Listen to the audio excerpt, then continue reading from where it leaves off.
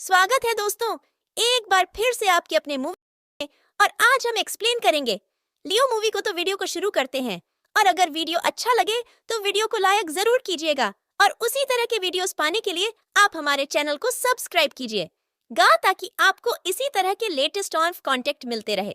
तो फिल्म की कहानी शुरू होती है कुछ सड़ी ढक छाप गुंडों से जो कि रात के समय में राह चलते अकेले लोगों को लूटते हैं। लेकिन हाल ही में पिछली रात उन्होंने एक बड़ेढ़ा काम किया है।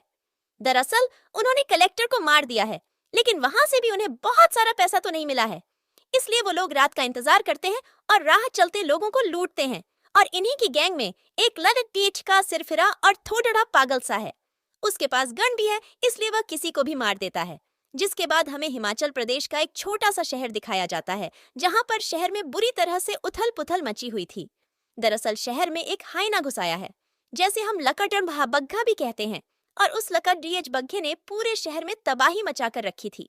वह लोगों को बेरहमी से मार रहा था और लोग बस अपनी जान बचा रहे थे।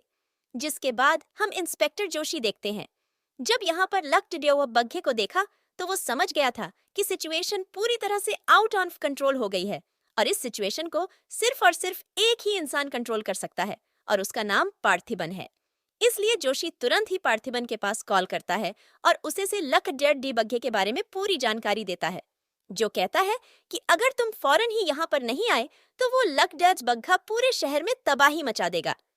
हालांकि यहाँ पर फॉरेस्ट डिपार्टमेंट के लोग थे, लेकिन वो भी ज्यादा कुछ तो नहीं कर पा रहे थे, तो तुरंत ही यहाँ पर आता है और वो जो बताता है कि ये लकड़ियज बग्घे बहुत ही खतरनाक होते हैं।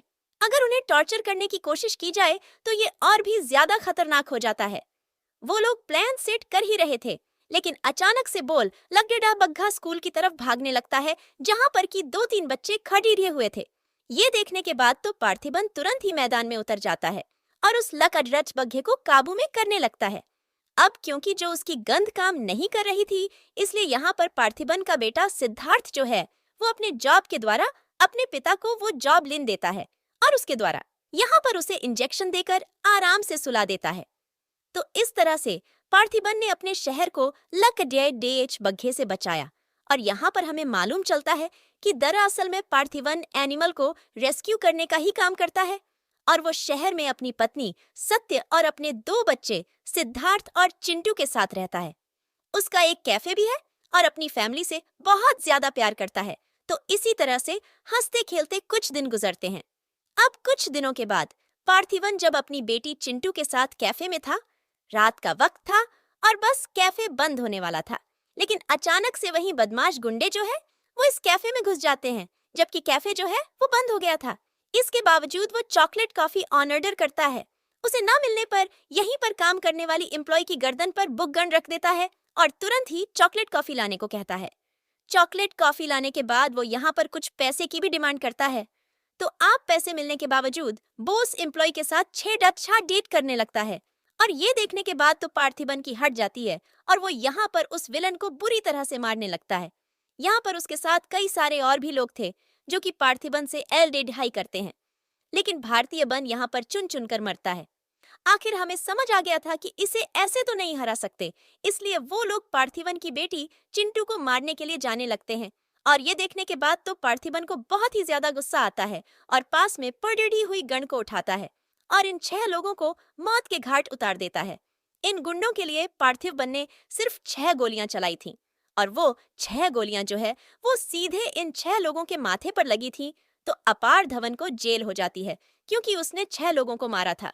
इसलिए अब जो से भी कुछ नहीं कर सकता है। हालांकि जो से उसका हर कदम पर साथ देता है, जिसके बाद ये केस कोर्ट में जाता है और वह यह साबित हो जाता है कि पार्थिबन ने जो भी किया था वो सब कुछ सेल्फ डिफेंस में किया था, जिस वजह से पार्थिबन के ऊपर सारे लगे चार्जेस हट जाते हैं और से बाइज्जत बरी कर दिया जाता है। जैसे ही पार्थिव ने अपनी फैमिली के साथ कोर्ट से निकलता है तो वहां वो अपना मुंह छिपाने लगता है। दरअसल मैं वो मीडिया से अपना मुंह छिपा रहा था और किसी को भी अपनी तस्वीर नहीं लेने देता है।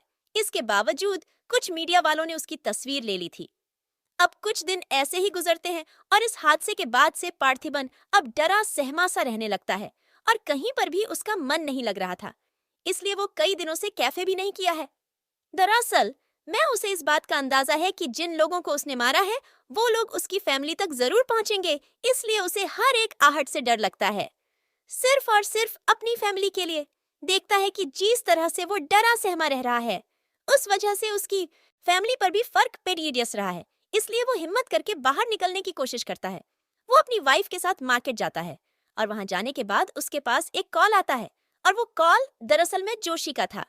जोशी यहाँ पर पार्थिबन को बताता है कि तुम्हें मारने की प्लानिंग चल रही है, और ये प्लानिंग दरअसल मैं 2 हफ्ते पहले से चल रही थी, लेकिन हमें इस प्लानिंग के बारे में अब जाकर मालूम चला है, तो तुम जहां पर भी हो वहां से तुरंत ही भाग जाओ।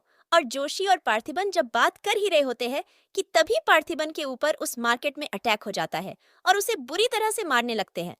दरअसल मैं पार्थिबन ने जिन लोगों को कैफे में मारा था, ये लोग उन्हीं के रिलेटिव्स हैं, इसलिए ये लोग यहाँ पर पार्थिव उनको बुरी तरह से मारने लगते हैं।